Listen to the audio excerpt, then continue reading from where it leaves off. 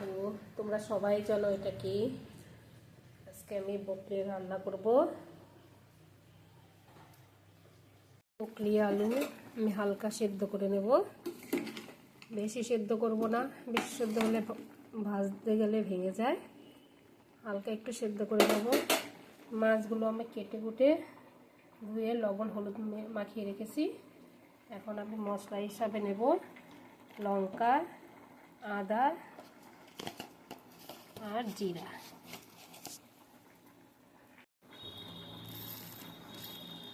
এগুলোকে আমি পেস্ট করে নিয়ে আসি। বকলি আর আলুটা সেদ্ধ হয়ে গেছে, আমি তেল দিয়ে নেব মাছগুলো ভাজার জন্য।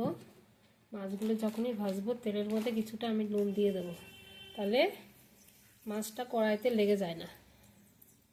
তেলটা ভালোভাবে গরম হয়ে গেছে, মাছগুলো ছেড়ে দেবো।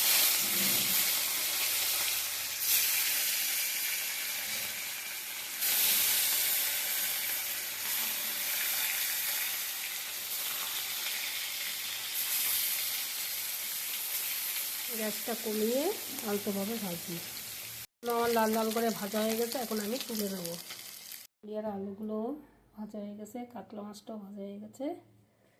এখন ওই তেলের মধ্যেই ফোড়ন দেবো তেজপাতা, জিরা আর মশলাটা রেডি করার জন্য হলুদ দিয়ে দেবো কিছুটা।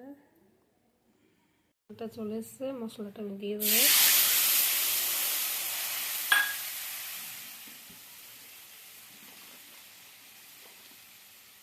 একটু নুন দিয়ে দিলাম। মশলাটাকে আমি কষিয়ে নেব।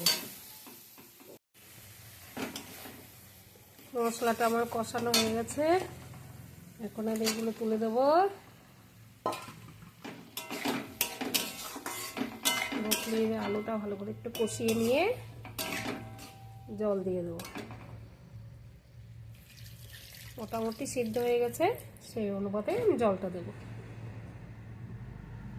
ফেনাটা চলে এসছে, বাড়িতে তৈরি করা একটু ভাজা মশলা দিয়ে দেবো। গ্যাসটা কমিয়ে ঢেকে দেবো। মাছগুলো আমি এখন দিয়ে দেবো। মাছগুলোও দিয়ে দিলাম।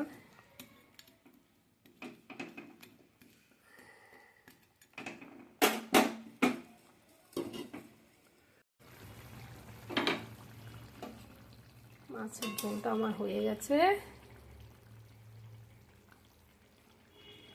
সেদ্ধ হয়ে গেছে। এখন আমি নামিয়ে নেব। এইভাবে রান্না করে দেখবে, দারুণ লাগে। আলু বকলি দিয়ে